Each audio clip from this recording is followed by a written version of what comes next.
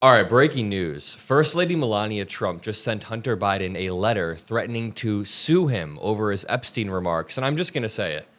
Hunter Biden is an actual hero. His response in this episode of Andrew Callaghan's Channel 5 show is brilliant. You know, this administration and the Trump family is uniquely litigious, meaning they're always doing lawsuit after lawsuit after lawsuit. And I'm so sick of people bending the knee or operating within the Trump family framework. They do it with trade deals too. Like Trump will do these arbitrary 90-day deadlines and people will fall over themselves to try to follow these deadlines. Like, get out of here. Why are we playing by his rules? The same thing with these insane lawsuits. He sued ABC. He sued Paramount, CBS. Over and over, he sues these stations to try to scare them or intimidate them or do anything. And people fall for it. That's why I like Hunter Biden's approach here. Let me just back up and lay the groundwork. To start off, Andrew Callaghan on the left runs a channel called Channel 5. It's really brilliant. He does a lot of great reporting and journalism. And he released an episode a few weeks back where he's interviewing Hunter Biden. In this Hunter Biden interview, they have a great chemistry, and Hunter Biden begins to talk about Melania Trump, Jeffrey Epstein, and Donald Trump. I'll play the clip.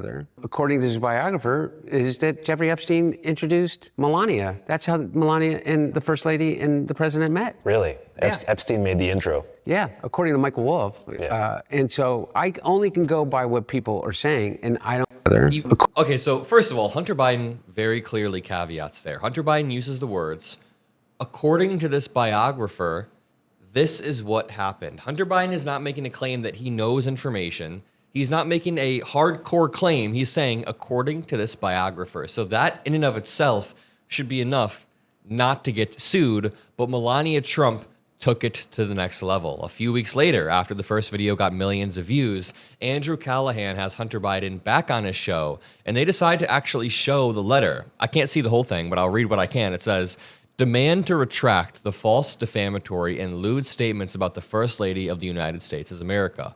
Dear Mr. Biden, this law firm serves as litigation counsel for the First Lady of the United States, Melania Trump, hereinafter referred to as Mrs. Trump. Blah, blah, blah, correspondence relating to this matter, my attention. Okay, I can't read what's going on from there, but let's watch this clip. Make sure you subscribe to the Adam Mockler feed below. I'll also link Channel 5 and Andrew Callaghan at the top link of the description. We are growing uniquely fast, and it's because we are punching back at MAGA media and really not taking any prisoners. So if you want to help us get to 1.5 million subscribers, then check below. I appreciate you all. And check this out. Ladies and gentlemen, the day of presidential litigation has arrived. It's lawsuit time. In my hand is a legal demand letter addressed to Mr. Hunter Biden from the First Lady of the United States, demanding a retraction of Channel 5's video called Hunter Biden Returns, in which Mr. Biden here makes some speculative comments about the relationship between Jeffrey Epstein, Melania Trump, and Donald Trump. Okay, well, they knew each other well. They spent an enormous time together. According to his biographer, is that Jeffrey Epstein introduced Melania. That's how Melania and the First Lady and the President met. Really? Yeah. Epstein made the intro? Yeah, according to Michael Wolff. Yeah. And so I only can go by what people are saying, and I don't know. He didn't make these claims out of nowhere. They come from another journalist named Michael Wolff, who is a biographer that actually spoke to Jeffrey Epstein. But now here we are. And I've got $1 billion document in my hands because Mrs. Trump is seeking $1 billion in damages if we don't take the video down. And if Hunter here... Wait, hold up. We got another part of the... Let me read this right here. I just find it very, very interesting. You have to comply with the above by August 7th of 2025. So they didn't comply. Mrs. Trump, XXX, has no alternative but to enforce her legal and equitable rights, all of which are blah, blah, blah, not waived, including by filing legal action for $1 billion. All right, sorry, I just wanted to read that to you all. Don't take the video down. And if Hunter here doesn't issue a formal apology to Mrs. Trump. So now we're here maybe to give you the platform to apologize to the First Lady for your statements that you made about her possible connection to Jeffrey Epstein. Fuck that. That's not going to happen. Hunter Biden, 2028. Obviously, I say that in jest. Gavin Newsom and Pete Buttigieg, there are a lot of candidates who are really stepping up to the plate, but Hunter Biden should continue to go out there because the Democratic Party needs this level of strength. My friend just texted me, could you imagine if Chuck Schumer had gotten sued, or sorry, threatened to be sued by Melania Trump? he would probably send out a cringe tweet, do a dance, and then end up complying with the with the lawsuit without saying anything. It's so true. A lot of Democrats, not all, there's a lot that we interact with and that we do rallies with and we talk to that are amazing. But man, some of the Democratic leaders are just uniquely weak in the sense that they always comply by Donald Trump's framework or follow his rules. And here's how it's inequitable in a way. So when Donald Trump has to go through some sort of, lawsuit or he overturns an election, the whole time he steps outside of the framework of the legal system. He shits on the judge. He attacks the law clerk. Over and over, he is just an asshole who will not comply and says it's all fake. Meanwhile, when Trump reverses the cards and sues ABC, for example, they don't step outside of the framework. They don't kick and scream and call the judge names and make fun of the judge's daughter like Trump did. And I'm not saying they should. ABC should not do that, but at least have, the willingness to step outside of the framework and fight back even a little bit. That's what Hunter Biden's doing. He says, I'm going to fight back. That's also what Governor Gavin Newsom is doing. He's announcing, over the course of the past week, he's been hyping this up, but today he is likely announcing a redistricting plan where he is going to punch back against Trump because Trump missed the deadline. We'll talk about that later, but we need to step out of the framework that they create. This reads, Melania Trump demands Hunter Biden retract comments linking her to Jeffrey Epstein. What is up with this awful, litigious administration? I mean, MAGA supporters on Twitter are frothing at the mouth. Johnny MAGA says, Hunter Biden responds to the letter, and he says, F that.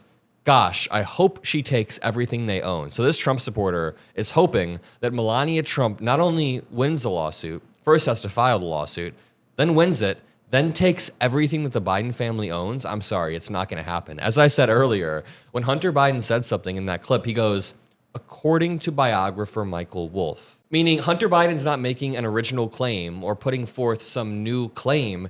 His statement is just citing somebody else. So even if the original claim is completely false, it's not wrong to say, Michael Wolff wrote in a book that Melania Trump did this. It's like if my producer passed me a note saying, we need a video up by noon. And the video actually has to go up by midnight, but he gives me noon. And I say, my producer said we need a video up by noon. I'm just quoting my producer, even if the information is wrong. Meaning Hunter Biden's not making an original claim or putting forth some new claim. His statement is just citing somebody else. So even if the original claim is completely false, it's not wrong to say, Michael Wolff wrote in a book that Melania Trump did this. It's like if my producer passed me a note saying, we need a video up by noon. And the video actually has to go up by midnight, but he gives me noon. And I say, my producer said we need a video up by noon. I'm just quoting my producer, even if the information is wrong. So it's really weak to sue somebody like Hunter Biden, not over an original claim they were putting forth, but over them just citing somebody else. But we know that this administration and the Trump family is uniquely litigious.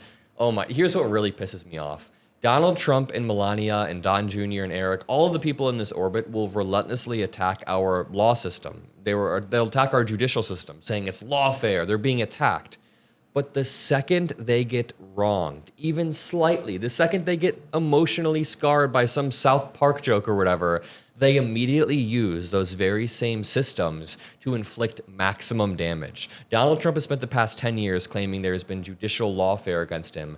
Then when the Wall Street Journal posts an article he doesn't like, he sues for billions and billions of dollars, therefore leveraging the exact same systems that he claims not to like. It's really disgusting. And a lot of people always ask, what's the plan? What do we do? Things are grim.